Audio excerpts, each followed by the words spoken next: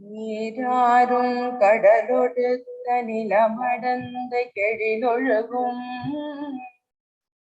சீராறும் வதனமென திகழ்வரத கண்டமிழில் தெக்கனமும் அதிர் சிறந்த திராவிடன திருநாடும் தக்க சிறு பிறை நுதலும் தரிதனரும் திலகமுமே அத்திலக வாசனை போல் அனைத்துலகும் இன்பமுற எத்திசையும் புகழ் மணக்க இறந்த பெரும் தமிழனங்கே தமிழனங்கே உன் சீரிழமை திரும்பியந்து செயல் மறந்து வாழ்த்துதுமே வாழ்த்துதுமே வாழ்த்துதுமே.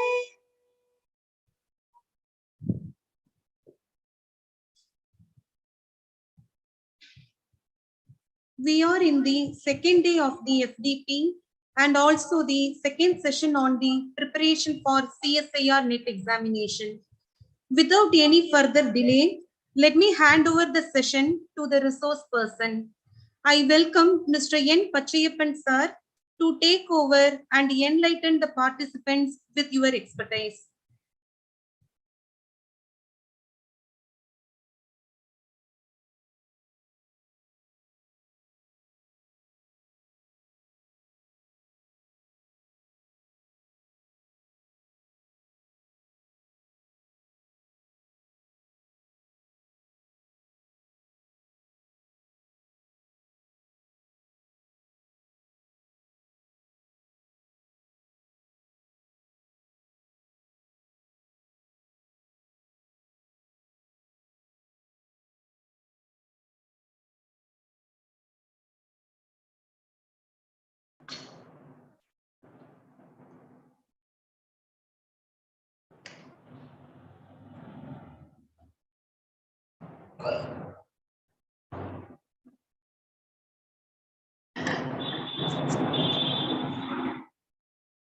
Hello.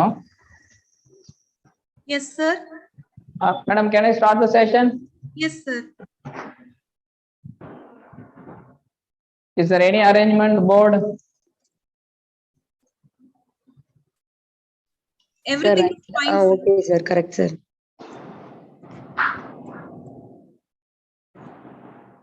Okay, I think. Good afternoon, sir. Correct. Good afternoon, madam. So, okay, we will start the session. Today also we are going to solve real analysis problem still. So, why we have to take real analysis for 2 days?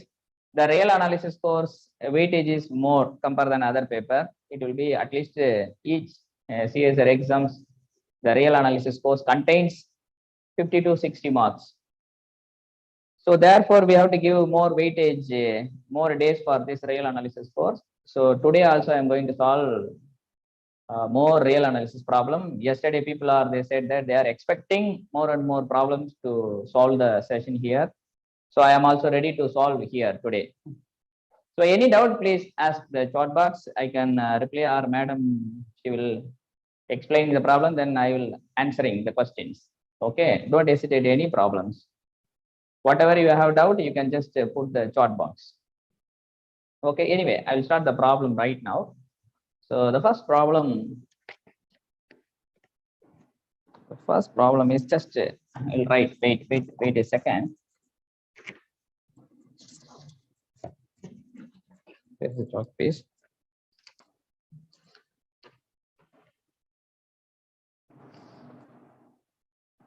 First, I will start a basic, very simple problem. Today, I have planned to solve more than 11, 12 problems. I have idea, but so the first problem is most people they are know, but still I want to recall and do the problem. Problem number 1, a polynomial of odd degree, with real coefficients must have option A at least one real root. B, no real root. C, only real root. D, at least one root which is real. Please read the question paper. Please read the question paper. So the given question is polynomial of odd degree. So P of x, just to write the polynomial a0 plus a1x plus and so on a 2n minus 1 x power 2n minus 1. It's an odd degree polynomial. So degree of P of x equal to 2n minus 1. Any odd degree polynomial. Any odd degree polynomial. So people are trying the answer. Okay, try. So given any odd degree polynomial, always with polynomial with real coefficient. Real coefficient is very important. Otherwise, we can't conclude. So polynomial of odd degree with real coefficient must have the first option at least one root, no real root, only real root. At least one root which is real. Which is the answer? Please type. Please type. D. Come on. A and D, sir. A and D.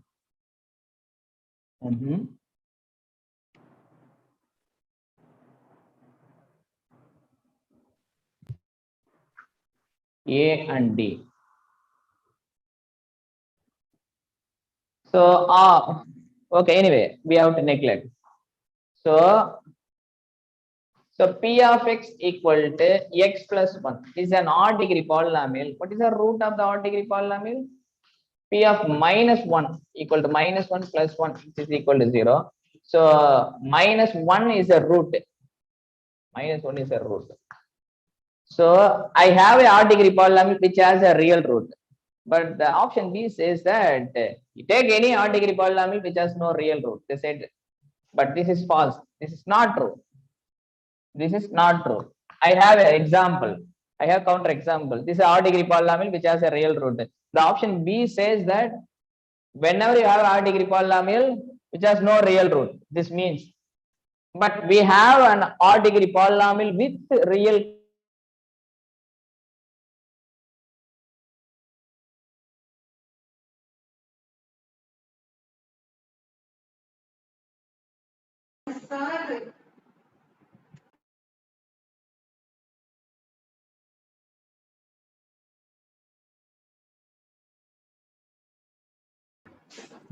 Sir, you are not audible. 1 second, sir.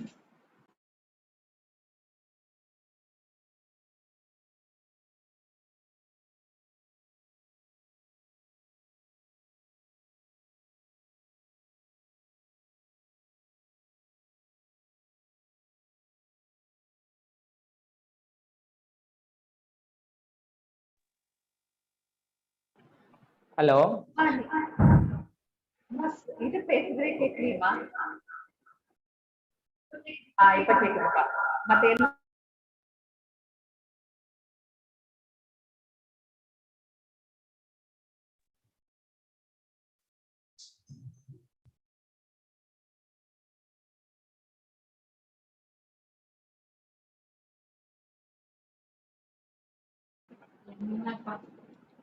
Sir, we are not able to hear you.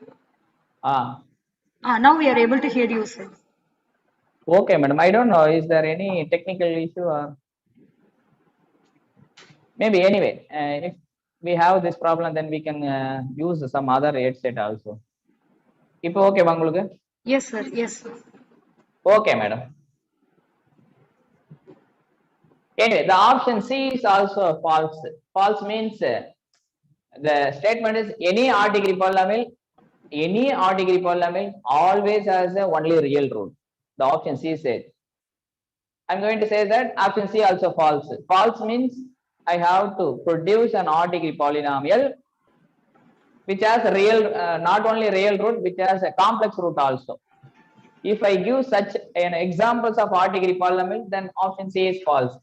Then I am going to give right now P of x equal to x into x plus 1. X into x square plus 1. This is an odd degree polynomial, right? Just multiplying and x cube plus x. This is an odd degree polynomial, but this odd degree polynomial has a real root as well as complex root. What are the roots? X equal to 0, x equal to plus or minus I. Okay. So this is also not always true. Option C also. So option C also not true. What about option A and option D? At least one real root. At least one root which is real. Sir, there is This a is the best. question. Oh, yes, madam. What is the difference between option A and option D? There is a question. Yeah. Actually, suppose if it is a part C question, we have to take both the answer. If it is a part C question, we have to take this and also this. If it is a part B, we have to take these things. So we have to, I will try to explain it, don't worry. So option A says at least one real root. At least one root which is real, the same meaning only. In English, there is a same meaning only. At least one real root means we have the existence a real root. Here means at least one root that is real. Lot of roots are exist. Maybe it could be complex or something. It will be exist a root. Among those all roots, at least one of them real.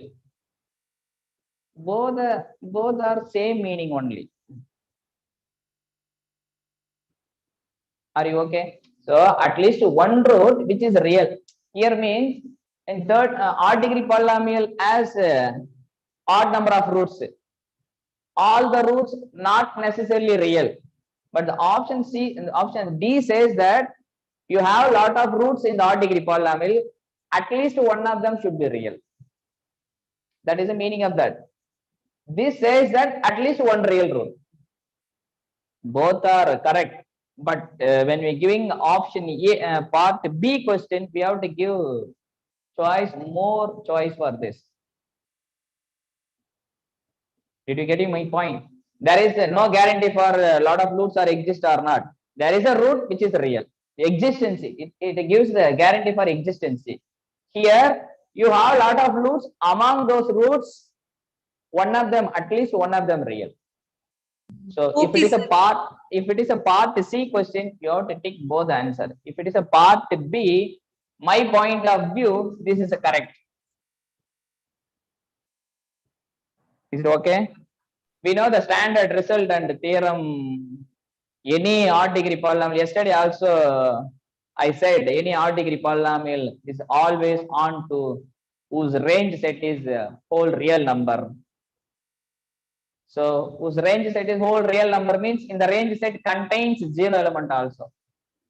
Upper some elements goes to zero.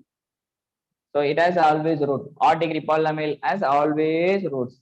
So there is a problems also there, but I am not going to solve. That will be tail of the polynomial.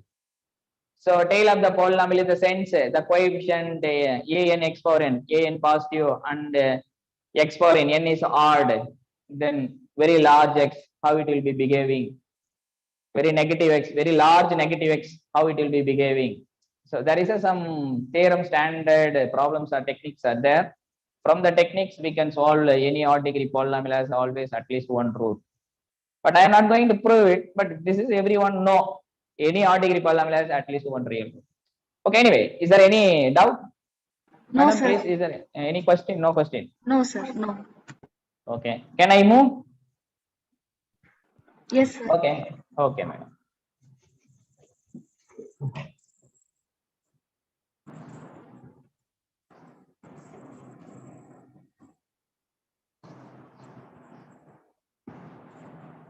So another simple problem.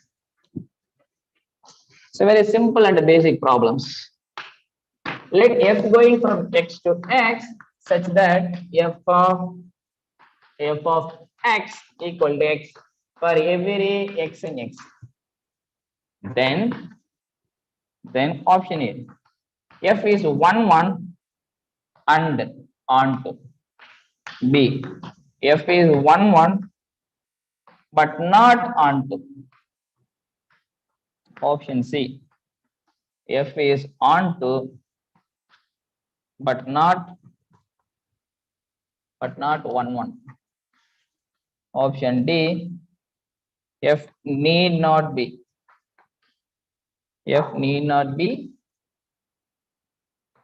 either 1 1 nor onto. Come on, just read the question. Please come on, read the question.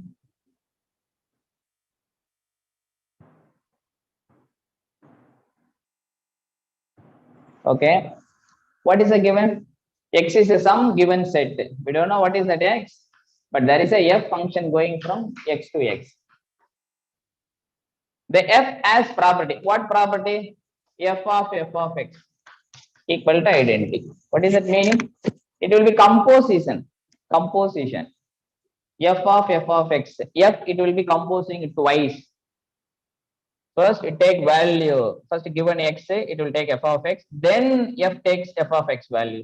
That will be identity. It means f composition of f equal to identity. Actually, like this. First f going from x to x, again f carries f of x to x. First given input x and it will be f of x, and it will carry that again this f of x f, it will give identity. Okay, anyway, f has this property, which means f square in the sense not a multiplication, it will be composition. F of x, that will be identity for every x. That is very important. Every x, that is the identity. Okay, I have a function from x to x as this property. Such a function always 1 1 onto, or 1 1 but not onto but not 1 1. F need not be either 1 1 nor onto. What is your answer, please? First you have to try, then I will solve. Come on, somebody see. Yeah, come on, good try, come on. See, oh nice, come on, that will be A.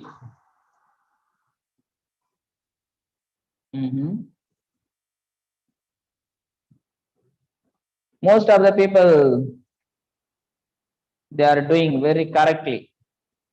So f is 1 1 onto, but we don't know, we have to check whether it is 1 1 or onto. Yeah, now we have to check. So now I have to give one standard result.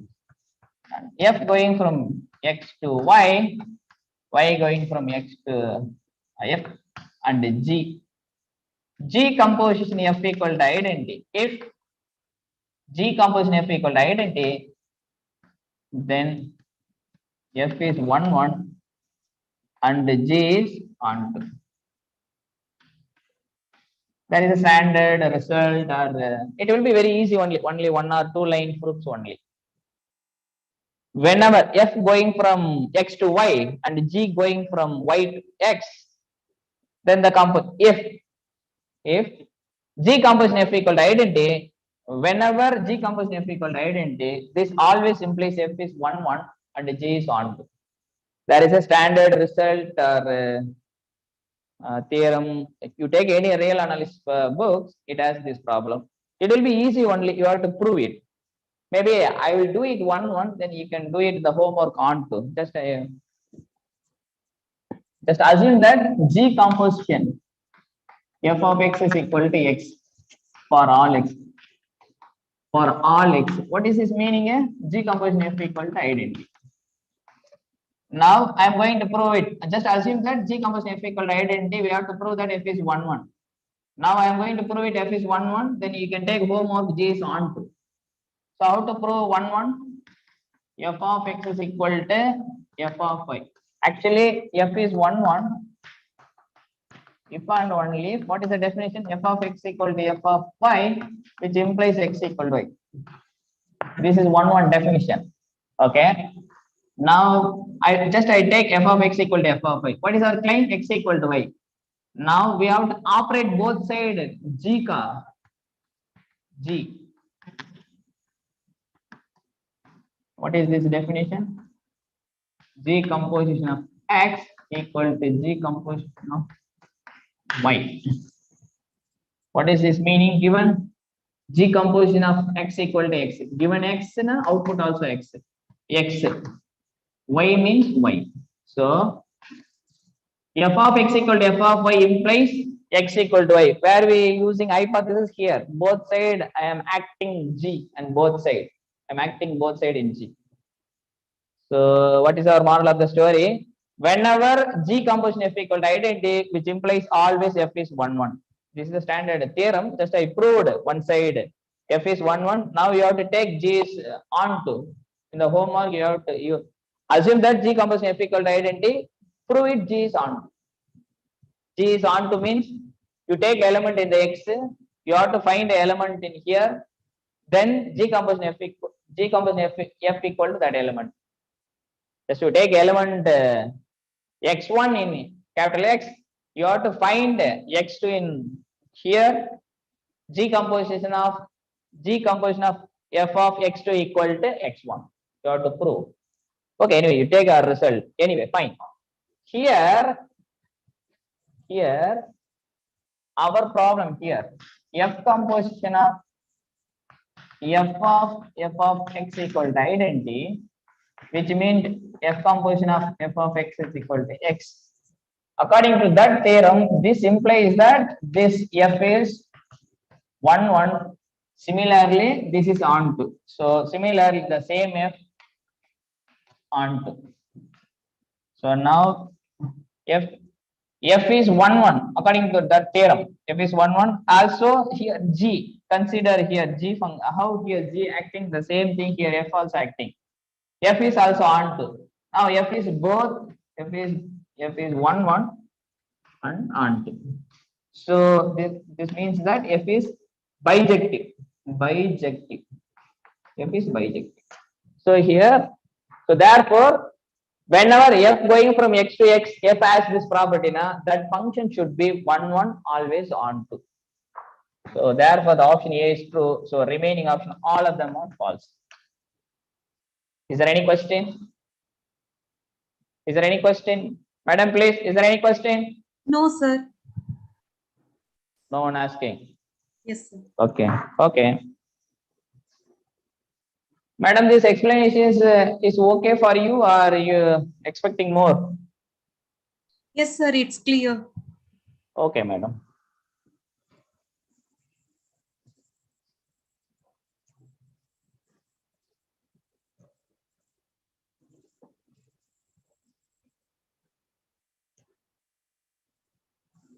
Our students, our dear faculties, if you have doubt, please, you can ask the question to the chat box.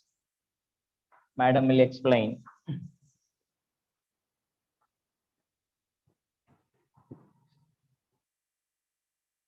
Okay.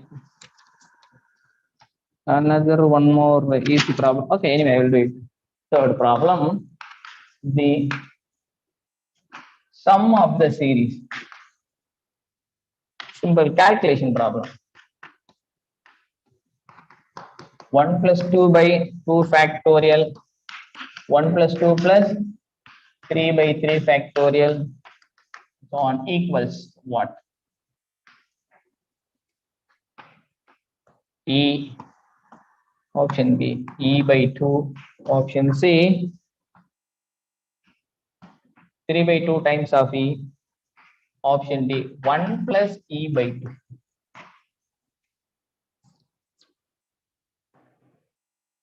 Anybody? Please answer.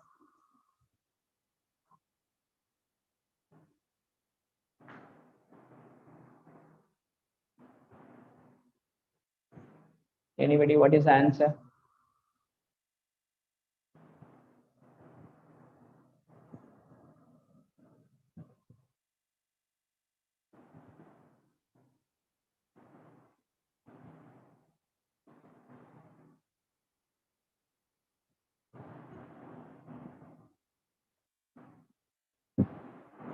Answer. What is the answer?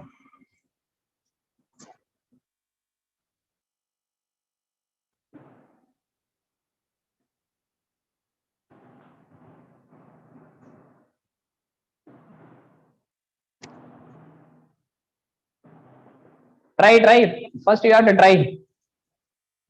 C.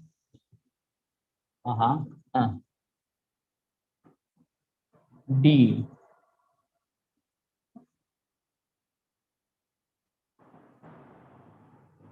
D. Come on. Try.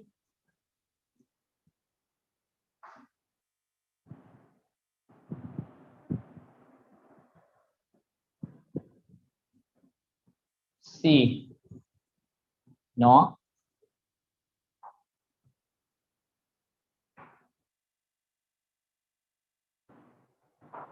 Okay, anyway, I will give the hint. You have to do it. So you have to use exponential. Series. Anyway, I'm trying to explain. S1 equal to 1 by 1 factorial. S2 equal to 1 plus 2 by 2 factorial. S3 equal to 1 plus 2 plus 3 by 3 factorial. And so on. Sn equal to 1 plus 2 plus 3 plus and so on. N by n factorial.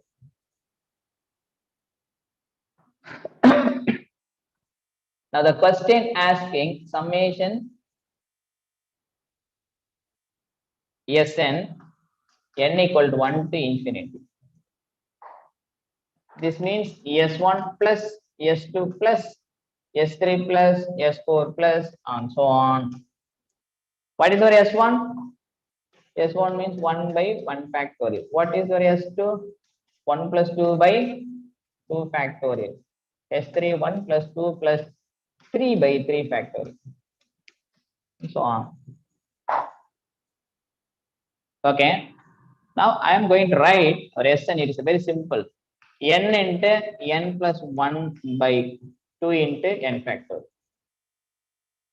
So first you have to add first n natural number n into n plus 1 by 2 and denominator n factorial.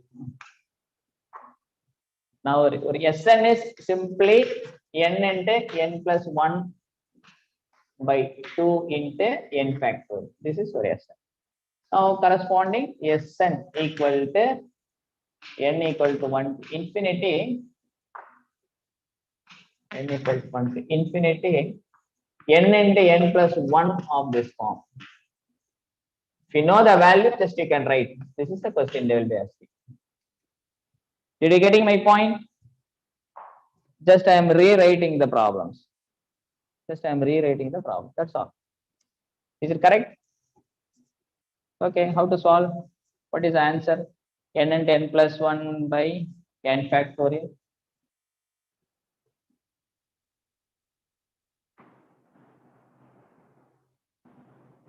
You have any idea? Okay. I will do it one more technique. E power x, this is no everyone. 1 plus x square by 2 factorial, 1 factorial, x2 by 3 factorial, and so on. Now I can write n equal to 0 to infinity, x power n by n factorial.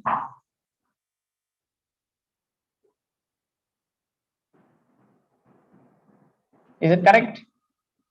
e power x, right? Okay, e power x equal to 1 plus x square by 2 factorial x cube by 3 factorial and so on, right? Now this equation 1, you have to differentiate both sides.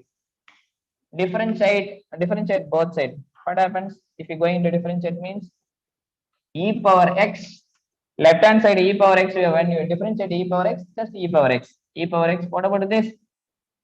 Summation n into x power n minus 1 by n factorial. Is it correct? Just all the power. So differentiate 1 and differentiate 2x by 2 factorial and cancelling just x. 3x square by 3 factorial cancelling x square by 2 factorial. Again e power x. Again e power x. Okay. Now I have to multiply both sides in the x square. Just I'm explaining why I want multiplying both sides x square. This is some technique. That's all. This is some technique. When you multiply both sides x square, n into x power n plus 1 by n factor. All the throughout the term, I can multiply x square. So now the simple form, this is our form right now. What is that? Can I rub it? Can I? Okay, I'm going to rub x square into e power x. This is one of the standard technique. A lot of problems are there in the NDHM. Similar technique. X power n plus 1 by n factor. Now again I have to differentiate these things. This is a way to solve the problems. Maybe a lot of ways are there. One of the way, this kind of technique, it will be helpful. A lot of problems in the CSIR also, NBHM. In particular, NBHM problems, a lot of problems having this technique regarding exponential. I'm using exponential solving. So most probably whenever you have factorial here, so you're trying to use exponential. The thing is that how to use, where we use. We have to think and do it. Suppose we will do 3 or 4 problems, then we get some ideas. Anyway, I'll do it right now. So again, I have to differentiate both sides. X square into e power x. Again, I have to differentiate here. Differentiate derivative. You put means again n into n plus 1 x power n by n factorial. So what is the derivative of this side? Right hand side I derivative. So n x power n plus 1 means n plus 1 into x power n. Just I simply do it the derivative. So what is the derivative of here? Just you put x square and e power x derivative e power x and 2x into e power x. That's all. This is equal to summation n into n plus 1 by n factorial into x power n. So I need this format. I need that format. So already I have n into n plus 1 by n factorial. So x, what I want to substitute in the x? 1. If I substitute x equal to 1, so we are getting some answer. What is that? When x equal to 1, e power 1, 2 times of e power 1 equal to, oh, there is some problem. I made a mistake here. 2. Sn equal to n into n plus 1 by 2 into n factorial. Here it will be 2. Sorry, I forget it. So here n into n plus 1 by n factorial. Right now 3 e power 1 equal to 3 e power 1 equal to summation n into n plus 1. But we need 1 by 2. Just a common take multiply or multiply both side 1 by 2, because we have the our problems is here n into n plus 1 by 2 into n factorial format. But we have just n into n plus 1 by n factor only. So both side you have to multiply 1 by 2. So 1 by 2, now we are getting, this is our solution. What is our solution? 3 by 2 times of E. So this is the answer. Is there any question, please? Sir, there is a question. Sn mean nth term or first n terms? Sn means Sn denotes nth term or the first n terms. Sn means nth term. First S1, S2, S3, S4 and so on. Sn is the nth term. Just we are trying to expand S1 plus S2 plus S3 plus S4 plus and so on.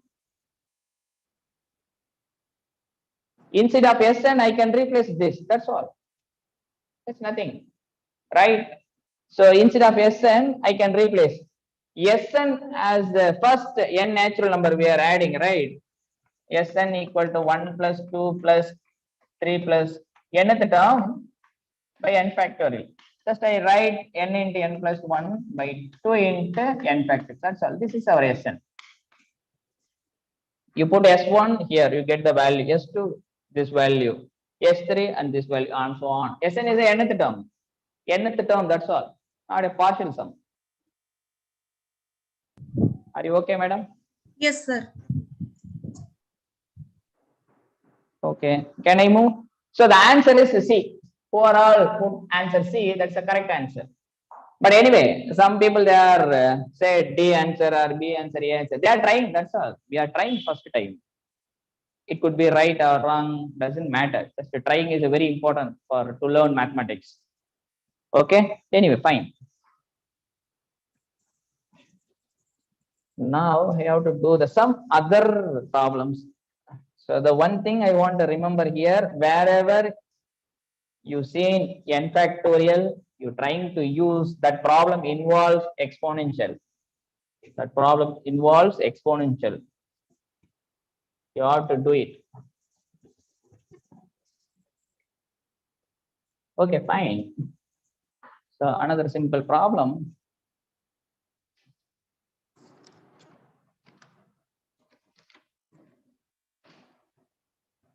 So fourth problem.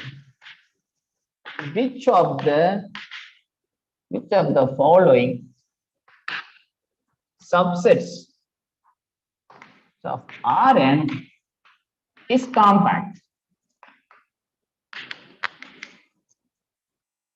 Option E, set of all x1, x2, and so on, xn such that mod of xi less than 1 less than or equal to I less than or equal to n. Set of all x1, x2, x3, and so on, xn such that x1 plus x2 plus and so on, xn equal to 0. Set of all x1, x2, x3, and so on, xn such that all xi's are greater than or equal to 0 or 1 less than or equal to I less than or equal to n. What about D? X1, x2, x3, and so on. Xn 1 less than or equal to xi less than or equal to 2 power I, where I lies between 1 to n.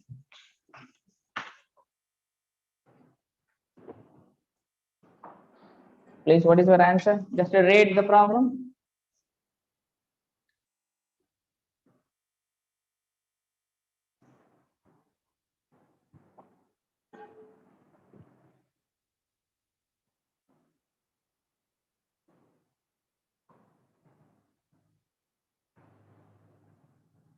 Read the problem.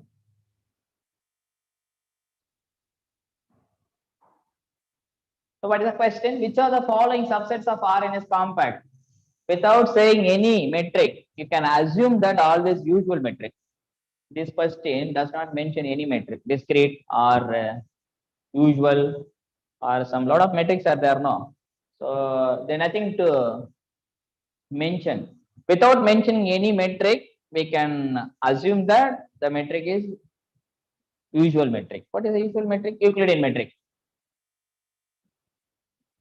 just a usual metric. You can assume that usual metric only.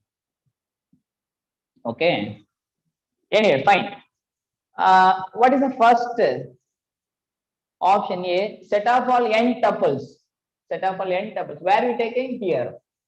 Rn. Just you take an element in Rn. Each coordinate has this property. Each coordinate has this property. What about option B? You take element in Rn such that this coordinate element has this property, which means you have to sum all the coordinate element equal to 0. What about option C? Collect element in Rn. You have to collect element in Rn as this property. Each coordinate element greater than or equal to 0. What about D? Similarly, you collect element in Rn. Each coordinate elements has this property. First coordinate element x1 lies between 1 to 2 power 1. x2 lies between 1 to 2 power 2. x3 element 1 to 2 power 3. x4 1 to 2 power 4 and so on. All lies between n. All coordinate elements. So suppose this is an Rn. This is Rn. We are trying to collect the subset A. They will be asking this subset compact, whether it is or not. They will be asking question. That's just collect the subset whether it is compact or not. We know that standard result for in usual metric, the subset A is a subset of X with respect to usual metric. X comma D is just I write the definition. Is the usual metric. A is a subset of X.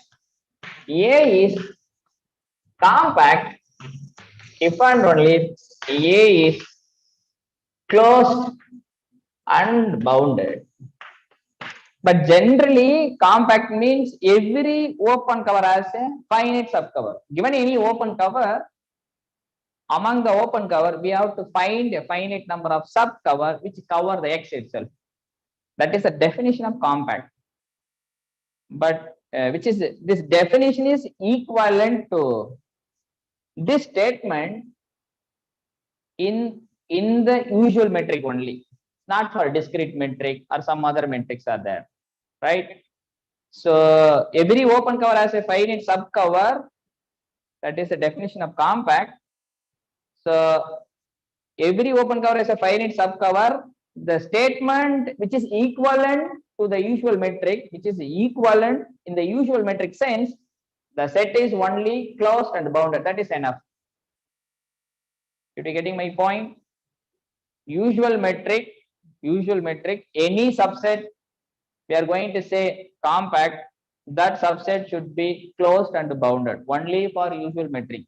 Here nothing to mention any metric. So without mentioning any metric in the CSIR question or GATE question, whatever NGHM question, we can assume that usual metric only. So in the usual metric, not necessarily going to find every open cover as a finite subcover. It is enough to say that that subset is closed, bounded. Okay. Now we have to check whether which of the following subsets are closed and bounded. If you want to say this first statement is true, means any n we have to say. Rn means in R2 we have to collect, R3 we have to collect, R4 we have to collect. Suppose true means any n we have to say this is true statement, which means closed and bounded. False means there exists some Rn or R2, R3, R5, some n. This kind of subset may be not compact. Did you getting my point? So now I am going to violate all those statements in R2 only. False means you have to find some n, this statement, maybe they are false. I am not sure, but I am saying we are trying to prove which is the correct, which is the false. We have to justify right now. Just n equal to 2. This is R2. Now R2, what is the statement A? x1 comma x2 such that x1 xi less than or equal to 1 means 1 less than or equal to I less than or equal to 2. What is that meaning? X1 also less than 1 and x2 also less than 1. What is this meaning? What is this meaning?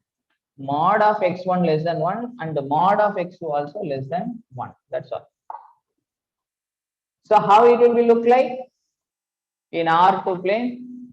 So you have to collect the element ordered per element in R2 as is property each coordinate less than 1. So this is the x coordinate and this is the y coordinate. So x coordinate less than 1 means this is a 1 and a 2 minus 1 and minus 2. Okay. So x lies between here. What about x2? x2 also lies between 1 unit. Mod x2 less than 1, which means x2 minus 1 to plus 1. Similarly, x1 also minus 1 to plus 1. So x1 lies between minus 1 to plus 1 and x2 lies between minus 1 to plus 1. So now what is your subset? This is your subset. Inside all points, this is your set A. But this set is bounded. This subset is bounded. Why it is bounded? We can draw a ball. How we can say in the metric space a subset is bounded? When we say that a subset A is bounded in the metric space, there exists some ball contains the subset A, na? Then we have to say that A is bounded. So given any metric space, we have to say some subset A is said to be bounded if there exists some ball which contains the set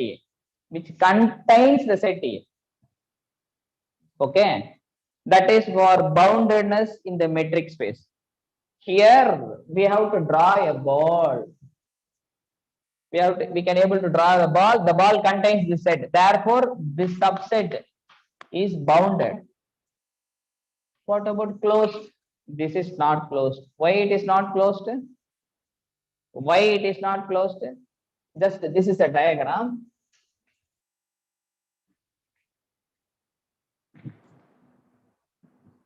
This is bounded clearly. Why it is not closed? What is the meaning of closed? A equal to A bar, or it contains all its limit points. A subset A is said to be closed. It contains all its limit points. Suppose A has a limit point, the limit point should be inside the A itself. Subset A is said to be closed if every limit point of A contains A itself. Suppose A has a limit point, the limit point should be inside A. That is a definition of closed. Or we can say that A equal to A bar. This is the equivalent. This is a theorem or lemma, whatever it may be. A equal to A bar. Okay, anyway, fine. This is our set A, but this is our limit point. What is the meaning of limit point? You know, right?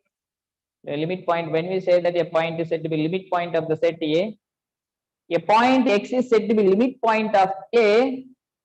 Every ball contains X intersect with A is non-empty. Right? Now, all the points here, all the points, the boundary, all the points are limit points, but does not belongs to here. Why? This is a open rectangle. This is a open rectangle. It does not contain this limit points. So therefore, this set is bounded but not closed. Closed, not a closed means there is a some point, limit point, which is not in A. It is enough to say that A is not closed. A has a some limit point, that limit point does not in A. Now I am going to say that all the points in the boundary, all are limit point, but this none of the limit point is not in A. So therefore, A is not closed. Did you getting my point? Okay, I hope. Okay, so I will try to explain another way also. Not that one. Suppose like these things. These are limit point. These are all the limit point. Just assume that actually this is the limit point. Every ball containing this X should intersect with this ball. Then we say that this point is limit point of A. But this is a satisfying this point X satisfying limit point of this set. But that X does not belongs to A.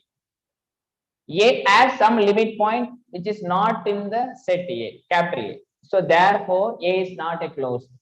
It's a open rectangle. Everyone knows this is a open rectangle. Therefore, it's not a closed. So bounded but not closed. Therefore, it's not compact. So in R2, when n equal to 2 case, it will be failure. So therefore, this is not true for all n. This subset is when n equal to 2 case, it will be not compact. Okay. What about this?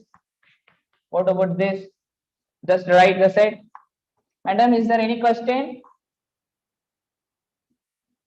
No, sir. Still no one asking. Yes, sir.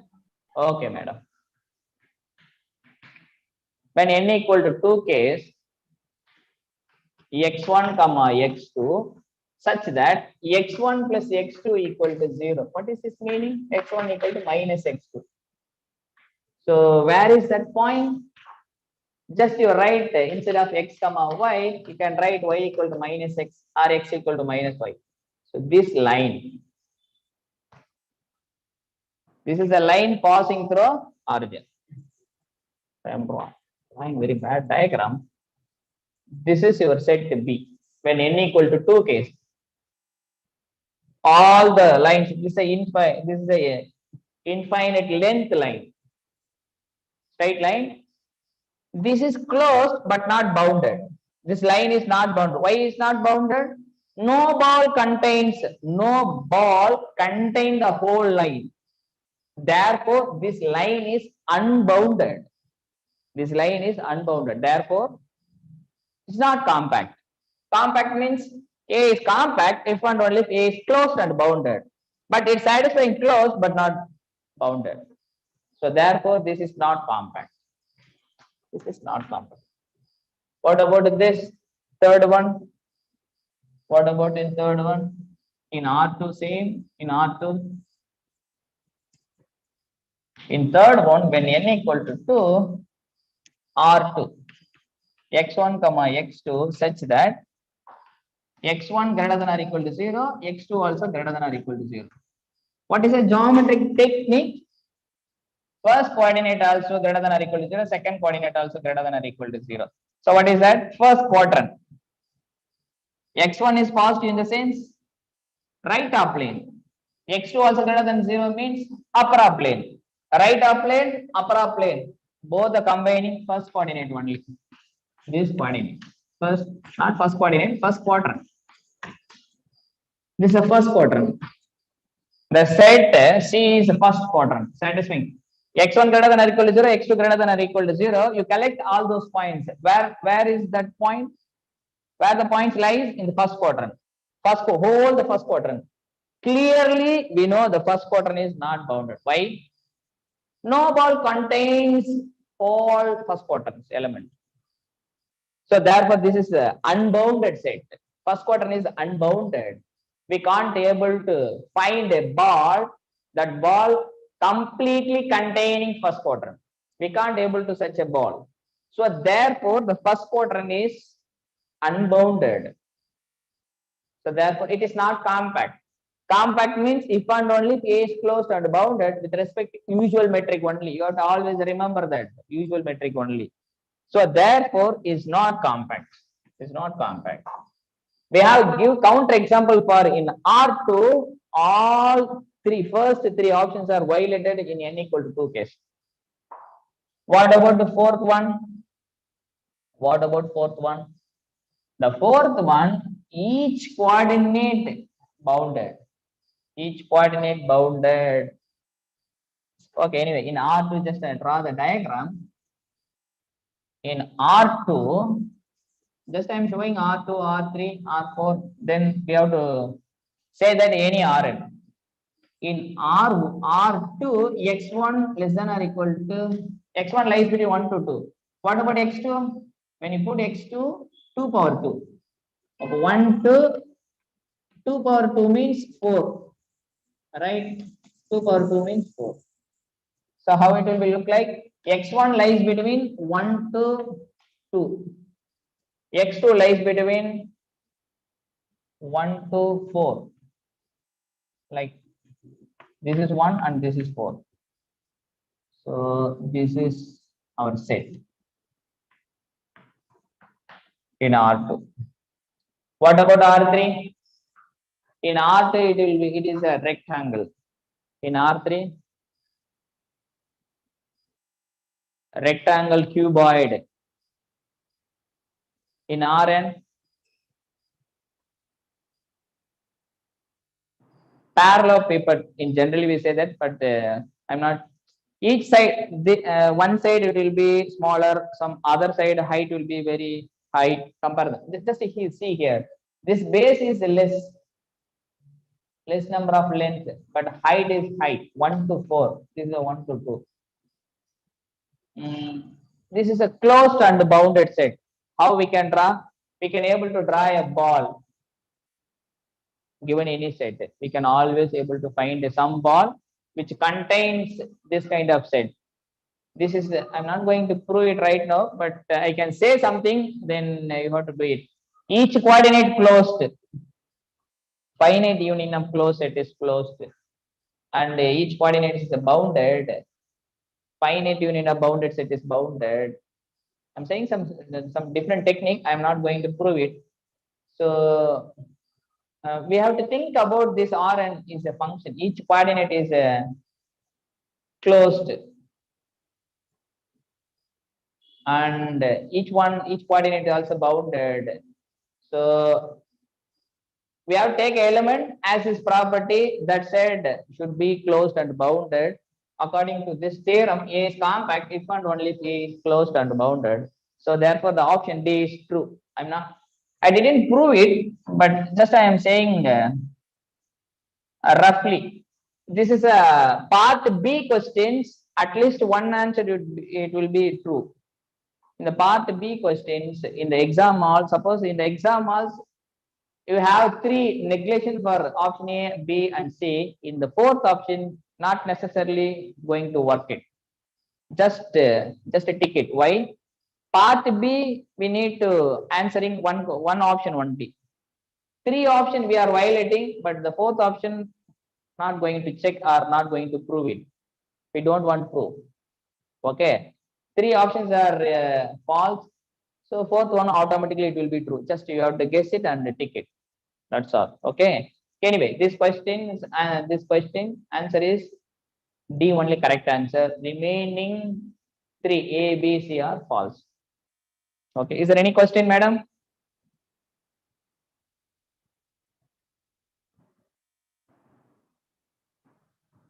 Any question? No, sir. Okay, madam.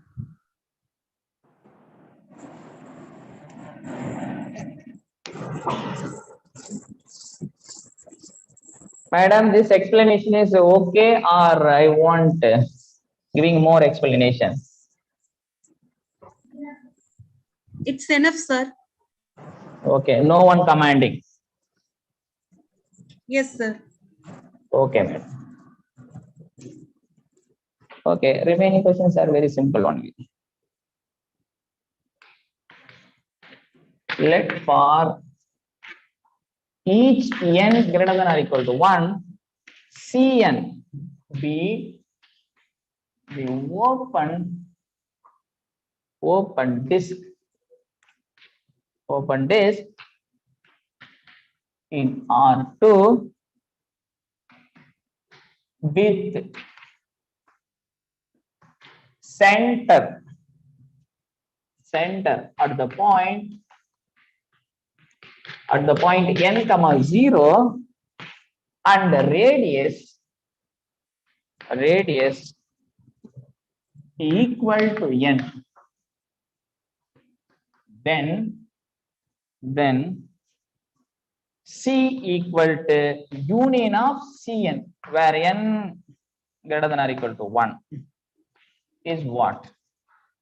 Option A, set of all x comma y in R2, x greater than 0 and mod y less than x. Option B, set of all x comma y in R2 such that x greater than 0 and mod y less than 2x. Option C, set of all x comma y belongs to in R2, x greater than 0 and mod y less than 3x. What about the D? Set of all x comma y in R2 such that x greater than 0.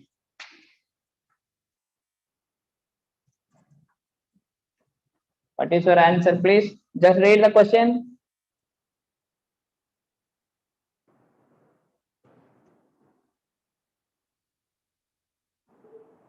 Read the question paper. Just read the question. What is the given? What is the meaning of the statement? What is the meaning of the statement? What is the meaning of Cn? Cn. Cn be the open disk in R2 with center at the point n comma 0 and radius n. It's a very important and this is one very important. This is ordered parallel. Cn. Just I will write what is a C1? What is C1? C1 means 1 comma 0. Where is the 1 comma 0? Here. 1 comma 0 is the point here. 1 comma C1 means center. C1 is the open disk with the center point 1 comma 0 and radius 1 unit. It's a open disk. So this is a open disk. 1 unit open disk. 1 comma 0. Next point is 2 comma 0. Next point is 3 comma 0. Next point is 4 comma 0 and so on 5 comma 0. This is your C1. What about C2? C2 means C2 with the open disk in R2 with center 2 comma 0 radius 2. Center 2 comma 0 and 2 unit radius. 2 unit radius means it will be cut like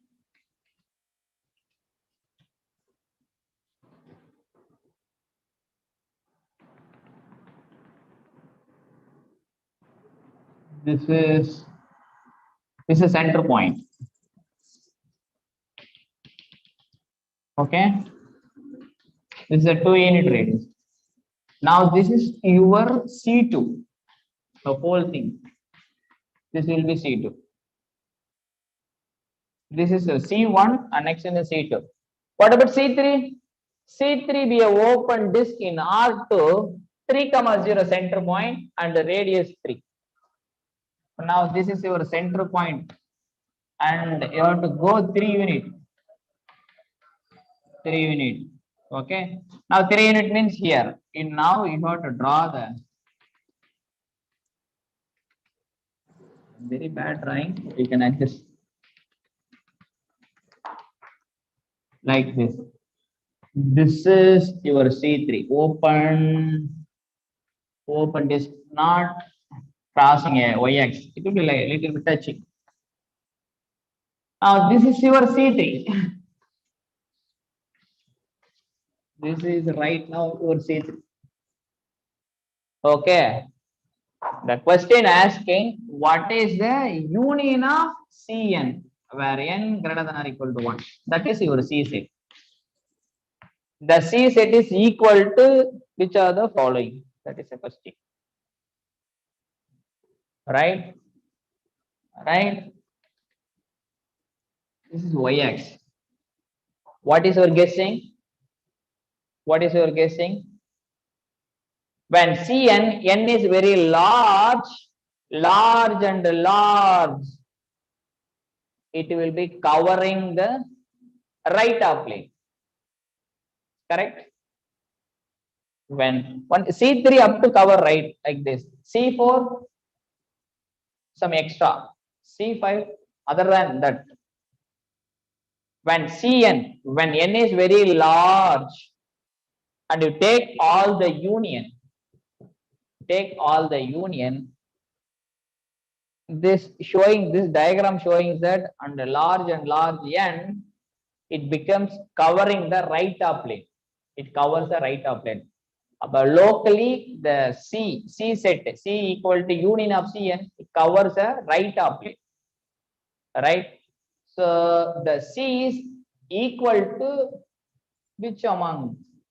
Option A, or the C is equal to this set, or C is equal to this set, or C is equal to this set. C means union of all open unit disks with the center n comma 0 and radius n, which means in the right half plane. Which of the following options equal to the C? C set. C set means right half plane. Which of the following is the right half plane? This is not right half plane. This is not right half plane. This is not right half plane. D only your right half plane. Is it correct? Is it correct? Okay. So option D is correct only. Option D is correct only. What about what is the meaning of option A, option B? You collect element x comma y in R2. The first coordinate should be positive. Second coordinate like this. What is that meaning? Just I am explaining one thing. Remaining all of them the same technique. Same technique. Okay. Anyway, what is that? X positive. Mod y less than x, which means mod y less than x means minus x greater than y greater than x. This is the meaning of that. Okay, mod y less than x means y lies between minus x to plus x. And what is that graph geometric idea of this? X positive. First of all, x positive and mod y lies between this x. So x positive in the sense this is a right half plane. X positive. And the y has this property. What is that property? What is that property? What is that property? What is it? This is a y equal to x line. Y equal to x line. What about here? This below the line, x is bigger. So on the line, x and y are same coordinates. Same 1, 1, 2, 2, 3, 3, and so on like this. Below this line, y is smaller and x is bigger. So this is this quarter. Is it okay? And simultaneously, the y should be greater than minus x. Greater than minus x. Where is that minus x? This is a y equal to x line. This is a y equal to minus x line. Is it correct? And also we have to show that first quadrant only. So ultimately showing this is your geometry. Just you draw the diagram. Initially you have to draw. Just I'll draw here again once more. If you not understand. So here first it should be x positive. So right half plane. We have to mark the point right half plane only. So mod y less than x means so and so on. This is y equal to x line and this is y equal to minus x line. So this y greater than minus x less than x. This is minus x line. This is plus x line. Less than x is less than y means here below the line. Greater than minus y is here. Y is greater than minus x. y is greater than minus x means above the line, above this y equal to minus x line. So ultimately, this is your portion. This is your first geometric pointer. Option A, what is that subset? This is your subset. Clearly, this is not equal to this. Is it correct? Why? So your line is going this. So more than that, more than the C is bigger set. Why bigger set? This set is not equal to this set. So therefore, option A is false. What about the B? The same technique. Y equal to mod y less than 2x, which means another slope, like, and this is a slope. Can I write here? Okay. What is the definition of this? Just to draw the graph. First x positive, right hand side, and what is this meaning? Mod y less than 2x means y less than 2x greater than minus 2x. Okay, y equal to 2x, just to draw the diagram, and y equal to minus 2x. This is a y equal to x line. This is y equal to x line. This is a 2x. Y equal to 2x line. Similarly,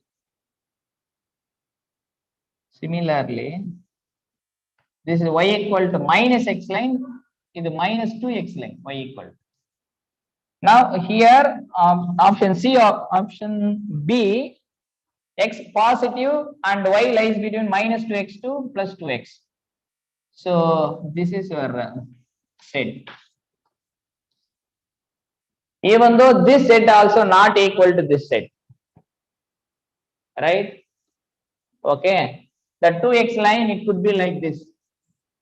2x line, this is a 2x, and the 2x line is minus 2x line. Similarly, 3x line here and the 3x line here.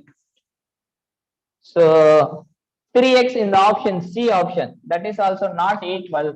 Option B, that is also not equal. The only option is true, D option only. D option only. Geometrically, it will be very clear. Not necessarily to explain. Just you write the set and just draw the graph, and draw the graph of this and draw the graph of each option. Then you can compare which is equal to C. The option D only, the option D is a subset of in R2, which is equal to in given the set is C. So therefore the option D is the only correct answer. So remaining all of three are false statement. Is there any question? Madam, is there any question? No, sir, no questions. No question. Okay. This explanation okay, madam? You have any doubt? Personally, you? No, sir, everything is fine. Okay, madam. Okay, fine.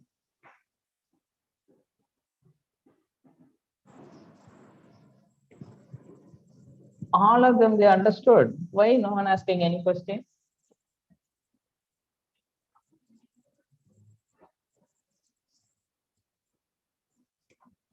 Okay.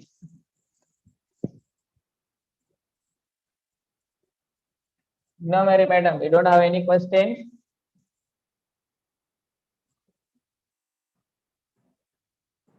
No. Okay.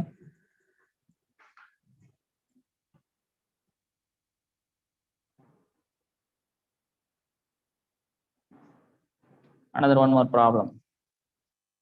Fifth or sixth? I think sixth. Okay. Let A be a closed subset of R and A not equal to empty. A not equal to R. Then A is option A. The closure of the interior of A. B. A countable set. Countable set. Option C. A compact set. Option D. Not open.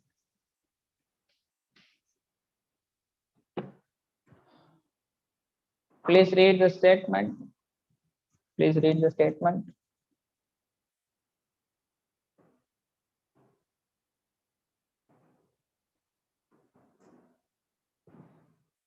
What is the answer? Any guess?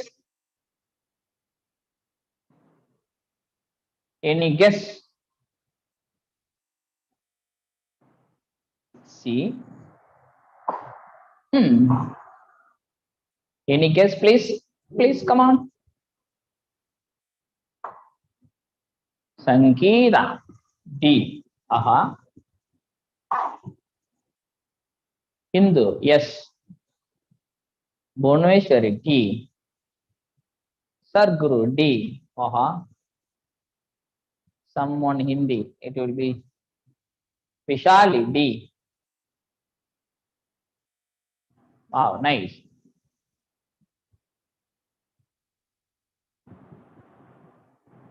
That's all.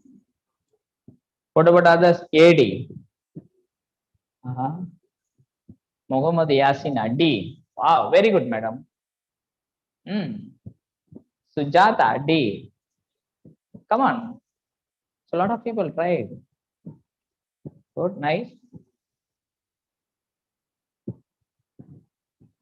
Suganti. D. Wow. Shakti. D. Aishwarya. B. Okay. Anyway, who are all tried? So I have to say that congrats. In future, going to write the examination for January 29. Not congrats, all the best. I'm sorry. So all the best to write the CSIR exam in January 29. Anyway, good luck. We have to do the problem. Let A be a closed subset of R and A is not equal to empty set and A not equal to whole R, which means A is a proper subset. And given A is closed. A is closed means what do you know? Closed means A equal to A bar. What is the definition of A bar? A union A prime. What is the A prime? Set of all limit points of A. That is the A closure. Okay, anyway, fine. A bar equal to A union A prime. A prime is a set of all limit points. Okay. What is the option A says that take any closed set. The first statement says that given any closed set that A equal to closure of the interior of A. Closure of the interior. Is it correct?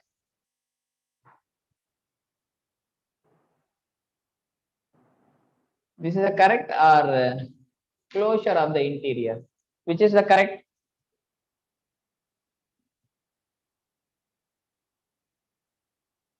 Closure of the interior of A. Which is the correct? This one correct or this one correct?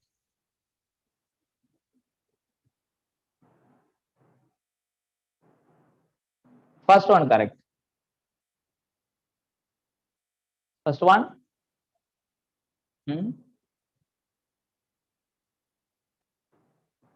Closure of the interior of A. First you take interior, then you take closure.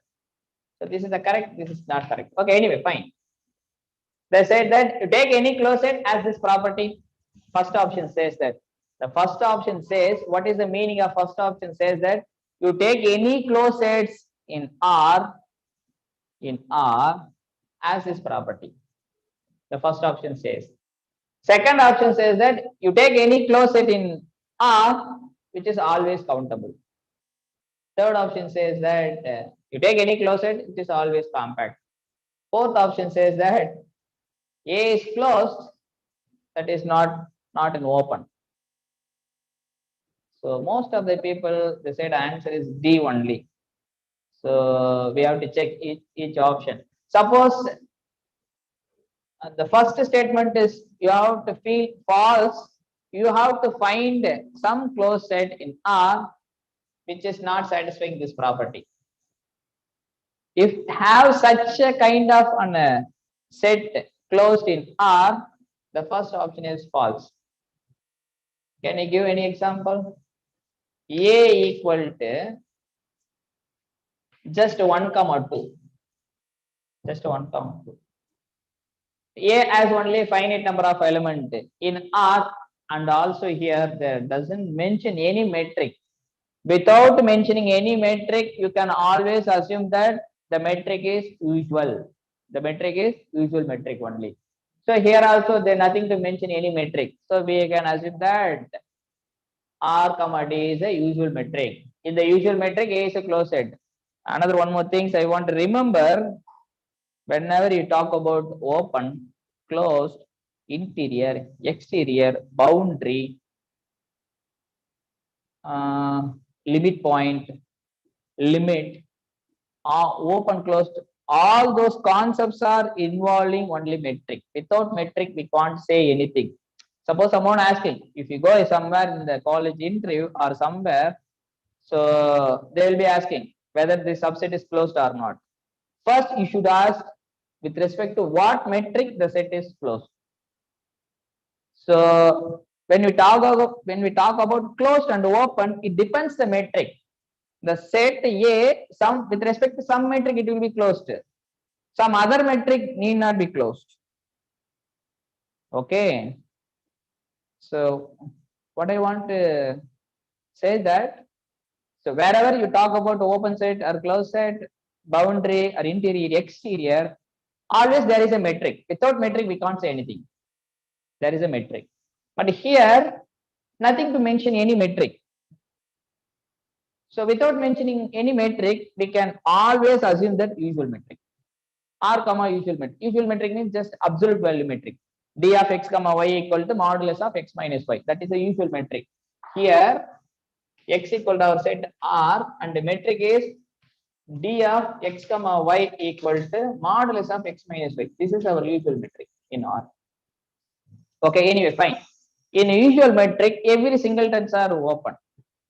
Sorry, every singletons are closed. Usual metric. This is a host of space, but anyway, fine. Every singleton elements are singleton set is. Suppose A equal to a single element. This is a closed. Now A has two elements, 1 and 2. This is a 2 element. Finite union of closed set is closed. Therefore, I am going to say that A is a closed set. Why A is a closed set? In with respect to usual metric, every singletons are closed. Finite union of closed set is closed. We know the standard result. Now the set A has 2 elements. Each one closed set. This is also closed set. R in R with respect to usual metric, any finite sets, all are closed. All finite sets are closed. A has 2 elements only. Therefore, A is closed. What is the interior of A? You know interior? You know interior? It does not have any interior point. Why? When a point is said to be interior, when a point is said to be interior, okay, in the matrix space, just can I write the definition? Okay, just write the definition and I explain very quickly. A is a subset of x comma d in the matrix space. Point x belongs to A. X is interior of A.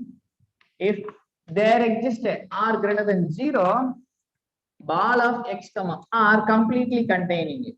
This is the interior definition. First, the point should be in A. X is interior of A.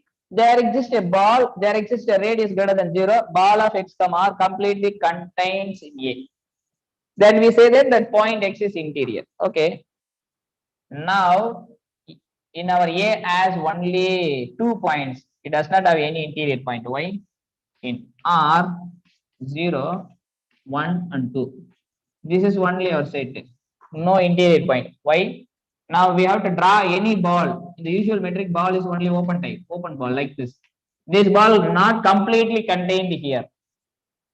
So therefore 1 is not interior point. What about 2? 2 is also not interior point. You take any ball like this only. The ball contains 2 like open intervals.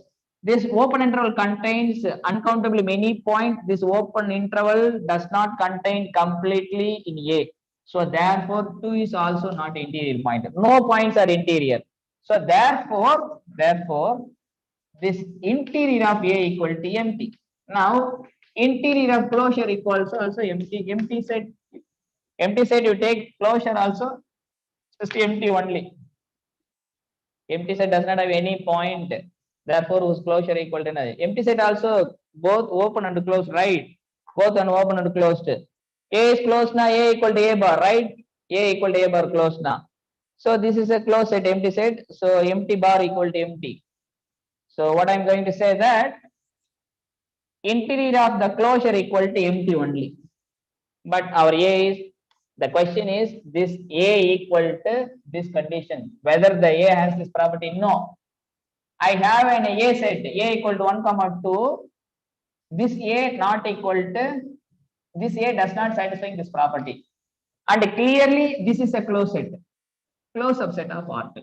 I have a closed subset of R which does not hold this property. So therefore this is not true. Not only this A, we have lot of A's. You can take A equal to Z or A equal to natural number or A equal to any finite set. All those closed set does not have this property, first property. So therefore all closed subset not necessarily having the first property. So therefore this is not true always. What about second? Countable set. We have countable, countably finite, countably infinite. The second option says that whenever you have any closed set, always countable. Always countable. Whether this option is true? No, this option is false. False means you have to find a closed sets in R which is not countable. Now I can give an example. A equal to, clearly everyone know. A equal to closed interval 0, 1. This is a closed set, clearly closed set, but this is not countable. All closed sets not having this property. So therefore generally this statement is not true. Maybe some closed set has this property. Some closed subsets has this property means not necessarily implies all the closed sets having this property. So I have a closed set which does not have this property. Therefore generally this is not true. Okay. The same thing in usual metric, A is A equal to 0, 1, closed as well as bounded. Therefore this is a compact set. Wow, sorry, this example is not working, so I will give some other examples. A equal to Z. A equal to Z. This is a clearly closed set, integer is closed set. You take result or you can try to prove. A equal to Z is a closed set.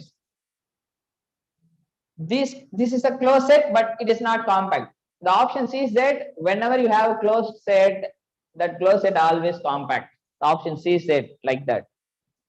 But we have a counter example. I have a closed set which is not a compact. Therefore, option C is not always true. This is a counter example. Okay, what about D?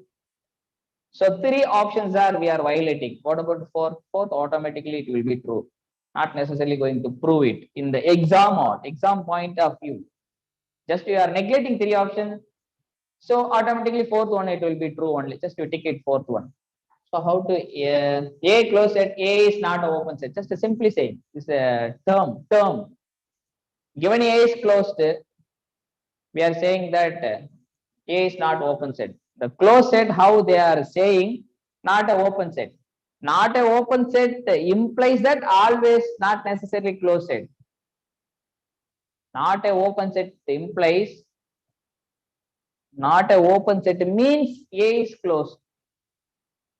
Not like that, because A equal to 0, 1. This is not open. This does not imply that A is closed. Actually, my point of view, the option D is not a invalid statement in mathematically, but in English we can take the meaning. Closed, then A is not a open. A is not a open. They're saying the option is A is not open. But anyway, you understood something. But anyway, okay. Yeah. A closed means A is not a open. They're saying some English technical terms. That's all. Mathematically is not correct. My point of view. Mathematically is not correct.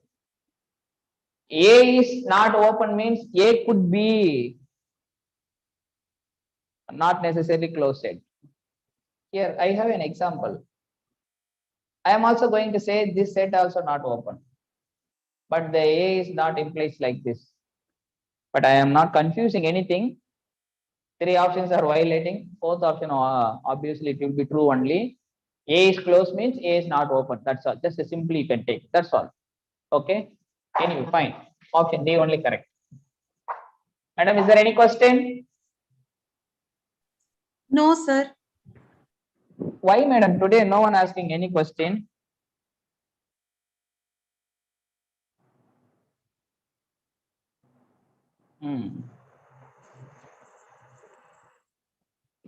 I have a lot of doubts, but I have a lot of doubts means I'm expecting people they can ask questions frequently, but okay. Okay, I will move very fast right now.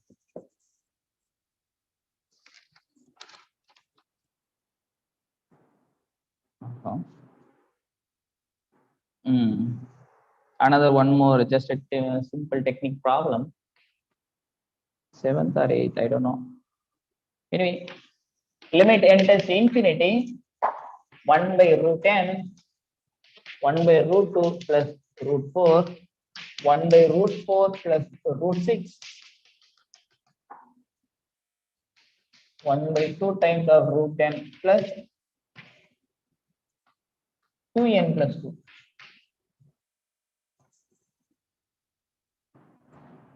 Yes. What is this? Is what is the value of this? The answer A is root 2, 1 by root 2, root 2 plus 1, 1 by root 2 plus 1. Is there any idea? Any guess? Any guess?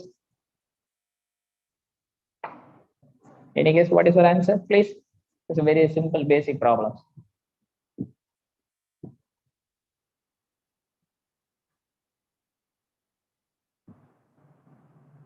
What is the answer?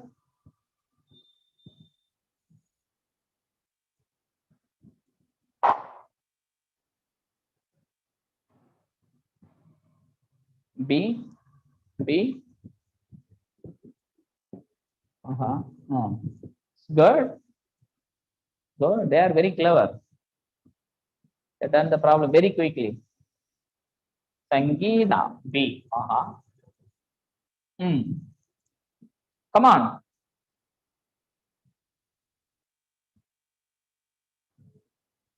Okay, anyway, I will do it. Root n, 1 by root 2 plus root 4, 1 by root 4 plus root 6, and so on, 1 by 2 root n plus 2 root n plus 2. Now I am going to multiply the numerator and denominator, conjugate of given the denominator, which means root 2 minus root 4 by, when you conjugating root 2 plus root 4 into root 2 minus root 4, it becomes 2 minus 4. You have to multiply in the conjugate element of numerator and the denominator. So root 4 minus root 6 by 4 minus 6, and so on. Root 2n plus 2 by 2n minus 2n plus 2. this 2n cancelling, it will be minus 2 only. All of them are minus 2 only. All of them are minus 2 only. All the numerator, sorry, all the denominator having the same value.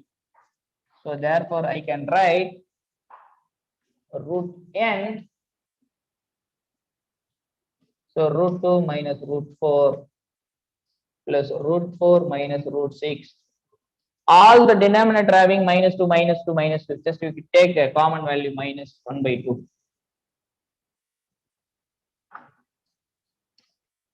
Root n minus root 2n minus 2.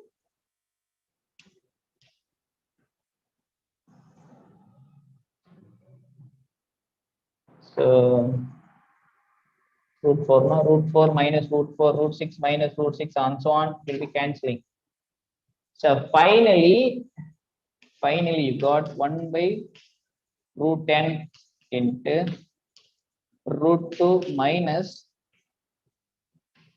root 10 plus 2 by minus 2. Minus 1 by 2, just to take common out, root 2 by root n minus, just to take root n common, root 2 plus 2 by n by root n. This root n cancelling, and this going to 0. So minus 1 by 2 times of minus root 2, because this going to 0. Only root 2 only is there. So minus into minus plus root 2 by 2. This is equal to 1 by root 2. So this is going to 1 by root 2. So what is our answer?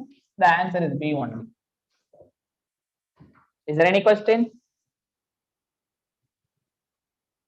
Is there any question? Okay, madam? Yes, sir. No question. Okay. Okay, madam.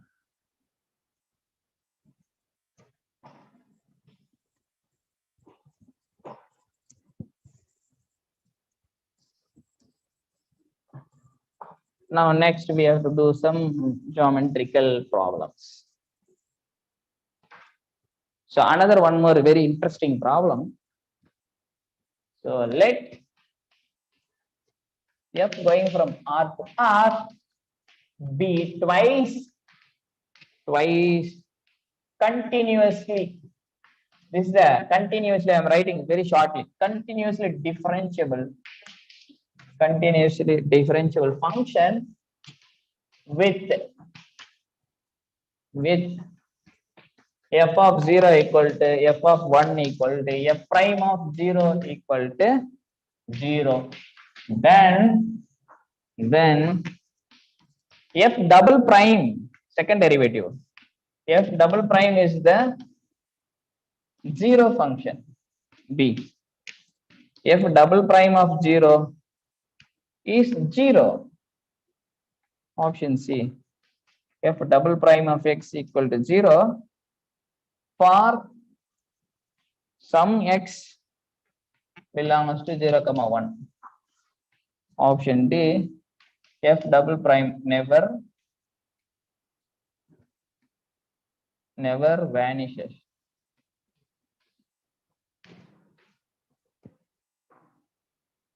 So what is your answer, please?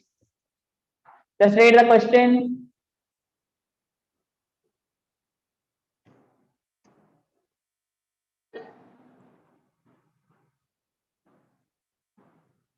Just read the question.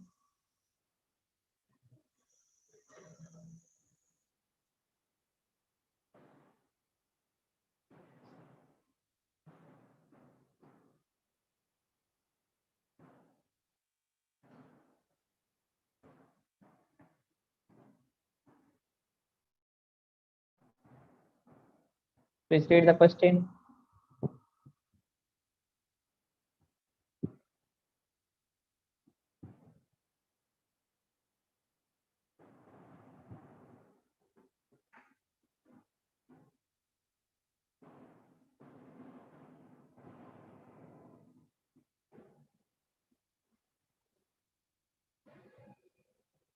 Okay.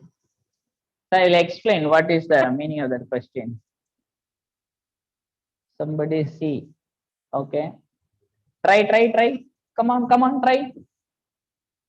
First you have to try.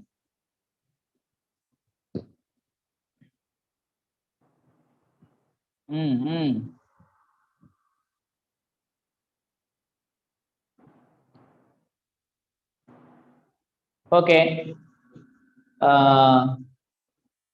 I'm trying to explain what is the given. Let f going from R to R be twice continuously differential function with this property. Continuously differential function with this property. F is a function, is an arbitrary function going from R to R and the twice continuous differential function. What is that meaning? Whose second derivative also continuous. Two times derivative exists and that derivative, second derivative should be continuous. That is a twice continuously differential function. Is it okay? Compulsory two times differentiation should be exist. The second derivative should be continuous. That kind of function is called twice continuous differential function. Okay, anyway, fine. And f going from R to R and twice continuously differentiable and has this property f of 0, f of 1, f prime of 0 equal to 0. Okay, which means 0 is a root and 1 is a root and 0 is a derivative of the f also root. 0 is a root of f, 1 is a root of f, and 0 is a again derivative of f prime and the derivative of f, which means 0 root 2 times twice it coming. That is the meaning. Okay, f has two zeros. So 0 is a root, twice it will be coming, and one times it will be coming. That's all. We don't know remaining. It could be maybe 1 4 times 5 times also it will be coming, but that will not guarantee. But 1 is a root, 1 we don't know how many times 1 is repeated. But clearly 0 is a root, it will be twice coming, at least twice coming.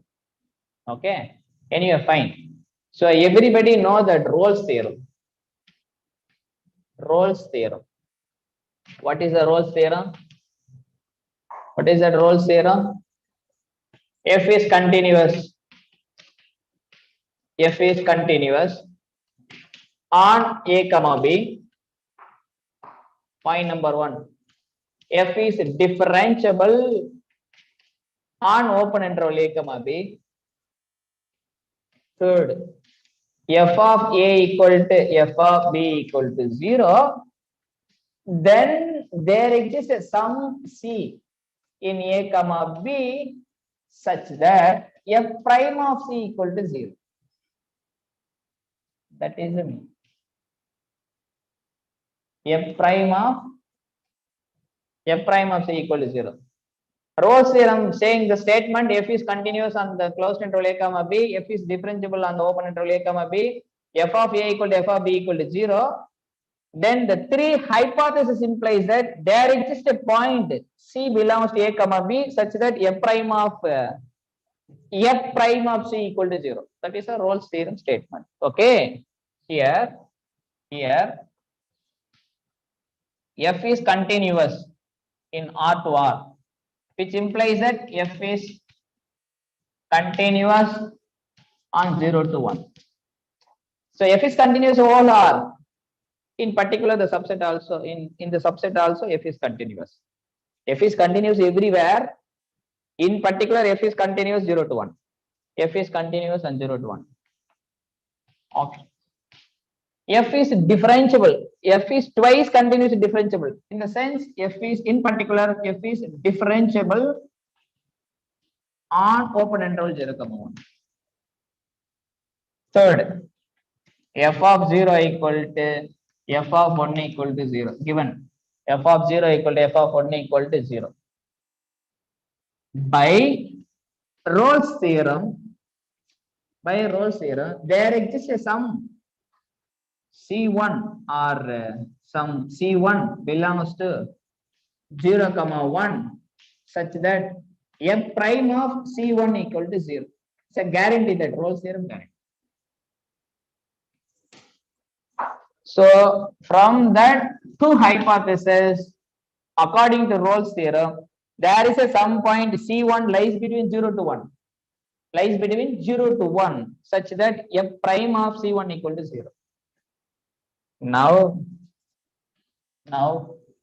already f prime of 0 equal to 0 already given. According to Rolle's theorem, we can use from two conditions, we can conclude another one more derivative as a root, that is called another f prime of C1 equal to 0. Now 0 is a different point and C1 is different point. Why? C1 lies between 0 to 1, open only. C1 not 0, not 1. Okay, non-zero point. Now again f prime is continuous on 0 to C1. Why? F is twice continuous differential function. Two second derivative exists and the second derivative also continuous. If it is a first derivative also exists, first derivative is continuous, then only we have to do the second derivative. So obviously first derivative also continuous. First derivative also continuous. First derivative also differentiable. Why? F twice differentiable function, two times derivative exists. Obviously first time also derivative exists. Differentiable on open interval 0 comma C1. Third this hypothesis. F prime of 0 equal to 0, f prime of C1 equal to 0. By Rolle's theorem. Rolle's theorem on what? Rolle's theorem for derivative. Here Rolle's theorem for f. F means derivative as a root. Now we are applying a Rolle's theorem for derivative function. We are applying Rolle's theorem for derivative function. But there exists some point C belongs to 0 comma C1 such that f double prime of C equal to 0. F double prime of C equal to 0. Now I had applied first derivative in the Rolle's theorem. Rolle's theorem giving guarantee for that second derivative vanish at some point between 0 to C1. We don't know. 0 is there, 1 is there, C1 is there. So there is this is a f prime of C1 equal to 0. But C somewhere, it could be somewhere, we don't know. But here f double prime of C equal to 0. That is guarantee. Rolle's theorem giving. Now you have to see the observation. See the observation. So option C, according to Rolle's theorem, is a guarantee that f double prime of x equal to 0 for some x. The some x means C. At least one x. And the Rolle's theorem says that second derivative as a some root in 0 to 1. Yes, exactly. We are proved here. The root lies between 0 to C1. Where is C1? We don't know. C1, it could be somewhere. Where it is C1? Before the elements 0 to C1 and C lies between 0 to C1. Rolle's theorem says that second derivative as a root. That root lies between 0 to C1. The 0 to C1 is a subset of 0 to 1. Therefore second derivative as a root 0 to 1. So therefore option C is correct. What about remaining things? Just I find an example. F of x equal to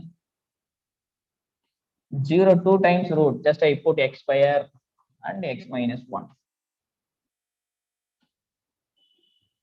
Just I can able to find a function as this property, at least one function as this property. X cube minus x square. This is a function, and you take second derivative. First derivative equal to 3x square minus 2x. What about second derivative of x? What about second derivative of x?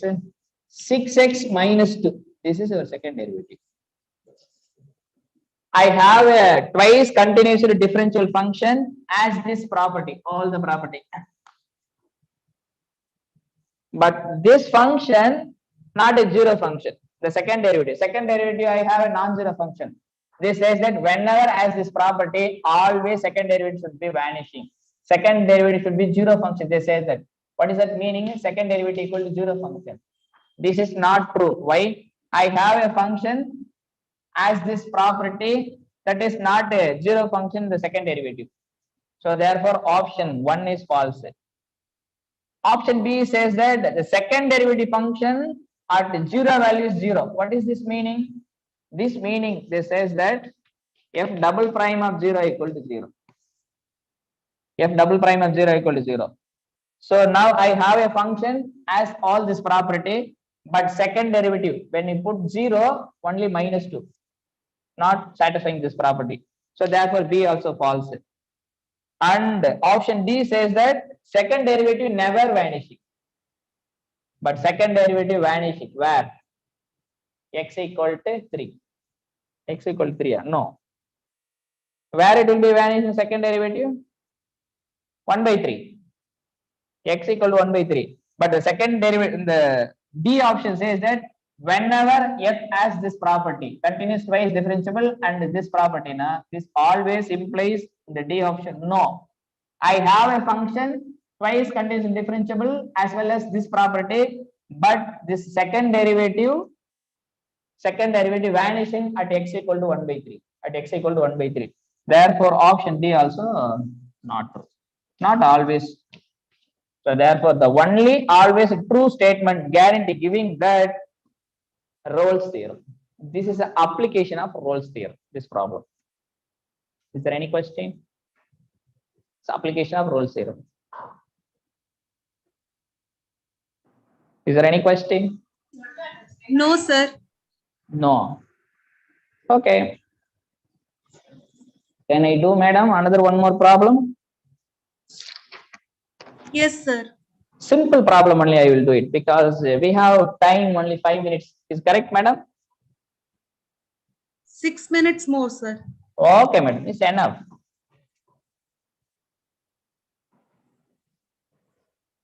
Actually, in my institute, 1 hour we have solved only 2 problem or 3 problem only.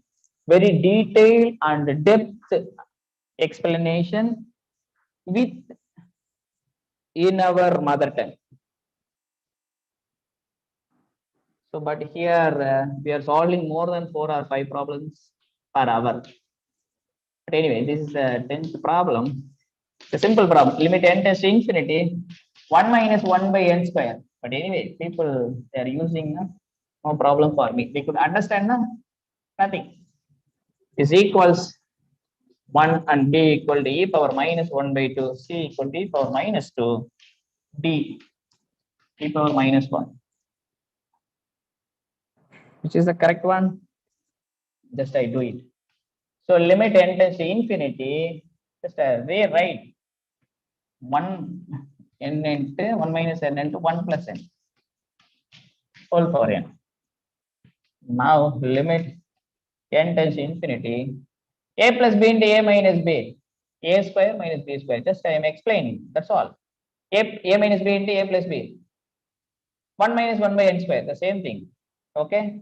Anyway, each one now I have to separate 1 minus 1 by n whole power n into 1 plus ab whole power n equal to a power n and b power n. It's a commutative because they are real number, they can commute. There's nothing like a problem. So a power n into b power n, just you can write whole power n.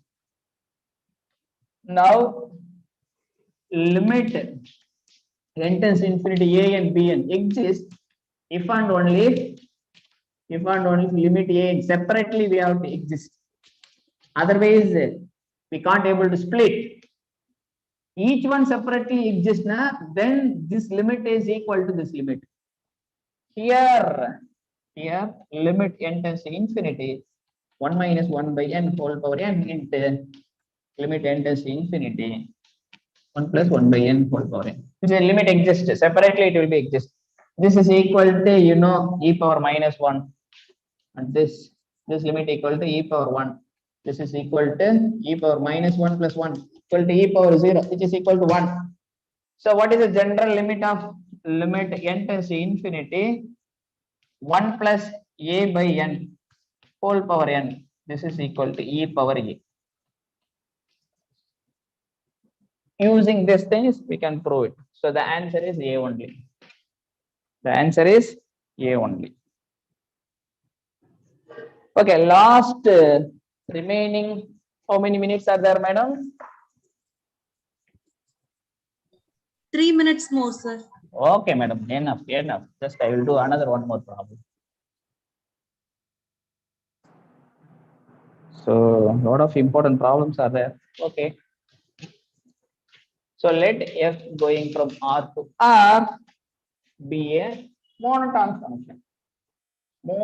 function.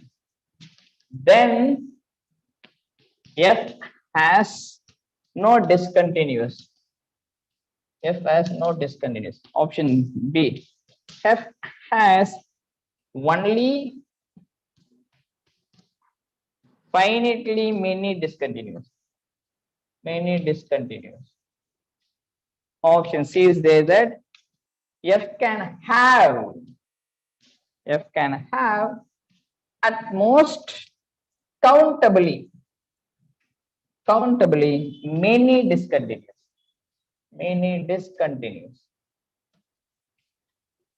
Option D, f can have uncountably many discontinuous.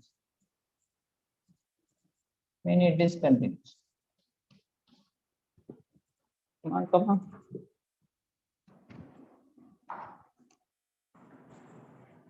Just read the question, please. Just read the question. Just 2 minutes enough to explain. So monotone means either increasing or decreasing, which means strictly increasing or strictly decreasing, whatever it may be. Okay. Monotone means increasing or decreasing, whatever it may be. Okay. So every monotone function has a no discontinuous. They said option A. This is false. I have a monotone function which has discontinuous. What is a monotone function? This is my monotone function. Some one, it will be discontinuous. One text value here, and this is a monotone function which has a discontinuous. The first option says that every monotone function has no discontinuous. False. I have a counter example. This is my monotone function R to R, not a continuous. They are not giving anything, just a monotone. The option A says that every monotone function has no discontinuous. I have a one monotone function which has discontinuous. Here the option says that no discontinuous. I have a discontinuous. Therefore, the option A is not always true. Okay. Next, f has only finitely many discontinuous. Every monotone function has only finitely many discontinuous. This is also false. False means I have to give a counter example. I have a monotone function which has infinite number of discontinuous. This says that only if it has a discontinuous, only finite number of discontinuous. This says the option B says like that. But I am saying that the option is false. I have an example. Just draw the diagram here. I have the example. Step function, right? This is also monotone function. Not necessarily step function, just you draw the graph. This is also monotone function.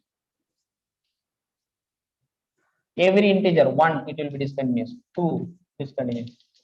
3 discontinuous. 4 discontinuous. And so on here.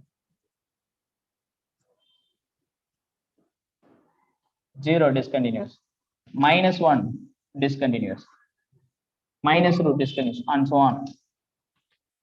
This is a monotone function. This is a monotone function which has infinite number of discontinuous. So the option B says always any monotone function has always only finitely many discontinuous. The option B is not always true.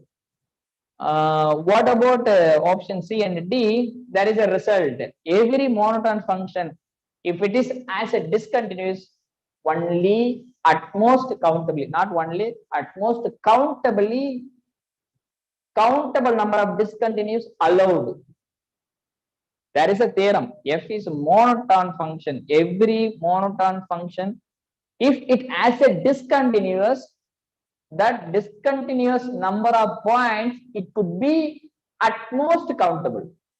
It could be at most countable, never going to uncountable. What is that meaning? Again, I am saying, given any monotone function, if it has discontinuous, number of discontinuous points at most countable, at most countable. If it has a number of discontinuous points, it could be countable. The countable means countably finite and countable infinite also allowed.